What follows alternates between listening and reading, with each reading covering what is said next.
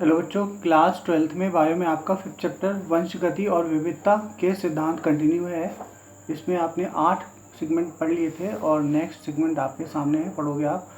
मानव में लिंग निर्धारण, सेक्स डिटर्मिनेशन इन मेन, मनुष्य में लिंग निर्धारण आप पढ़ेंगे। इसमें क्या क्या किस तरह से, जैसे कि पहले समझाया जा चुका है कि मानव का लिंग निर्धारण XY प्रकार का होता है, जिसमें X और Y दो अलग अलग सेक्स क्रोमोसोम का एक पेयर होता है।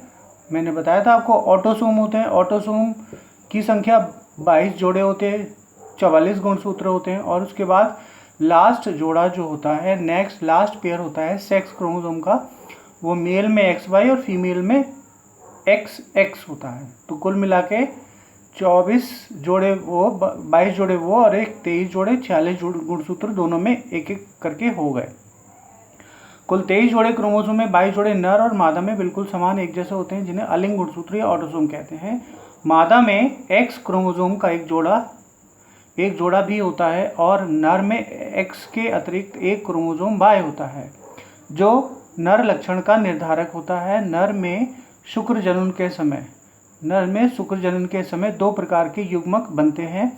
कुल उत्पन्न शुक्राणु संख्या का 50% X युक्त होता है और शेष 50% Y युक्त होता है। इसके साथ अलिंग गुणसूत्र तो होते ही हैं। मादा में केवल एक ही प्रकार के अंडाणु बनते हैं, जिसमें X क्रोमोसोम होता है। अंडाणु के X तथा Y क्रोमोसोम में निश्चित होने की प्रायिकता बराबर रहती है। यदि अंडाणु का निषेचन X धारी शुक्राणु से हो गया तो युग्मनज जाइगोट मादा में परिवर्तन हो जाता है। इसके विपरीत X क्रोमोसोम धारी गुणसूत्र में निषेचन होने पर नर संतति जन्म लेती है।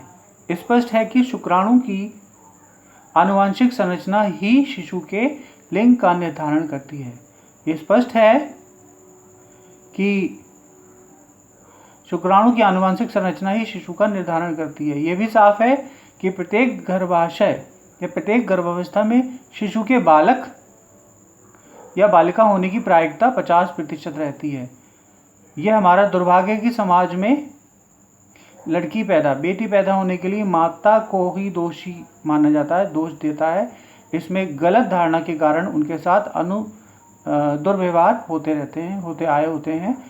पक्षियों में लिंग निर्धारण की विधि भिन्न प्रकार की क्यों है? चूजों की उत्पत्ति के लिए जिम्मेदार कौन है, शुक्राणु या अंड? आइए पढ़ते हैं आगे। मधुप मीन्स मधुमक्खी में लिंग निर्धारण किस प्रकार होता है?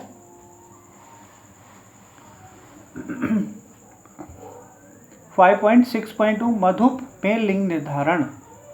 मधुमक्खी में लिंग निर्धारण उस मधुप द्वारा प्राप्त क्रोमोसोम गुणसूत्र समुच्चय की संख्या पर निर्भर करता है। एक शुक्राणु एक अंडाणु के युग्मनज से उत्पन्न संतति एक माता रानी तथा श्रमिक मधुप में विकसित होते हैं तथा एक निषेचित अंड अनिषेचक जनन पार्थोजेनेसिस द्वारा मधुप नर ड्रोन में विकसित हो जाते हैं। इसका अर्थ यह है कि नर पुंमंधुप में क्रोमोसोम की संख्या मादा मधुप की अपेक्षा आधी होती है। मादा मधुप द्विगुणित होते हैं, जिसमें 32 chromosome 32 chromosomes are presented there, तथा पुंमधुप अगुणित तथा 16 क्रोमोसोम से युक्त होते हैं। इसे अगुणित द्विगुणिता लिंग निर्धारण प्रणाली कहते हैं तथा इसके विशिष्ट अभिलक्षण होते हैं, जो कि नर समसूत्री विभाजन द्वारा शुक्राणु उत्पादित करते हैं। उनके पिता नहीं होते अर्थात उनके पुत्र नहीं हो सकते, परंतु उनके दादा होते हैं तथा पोते हो सकते हैं।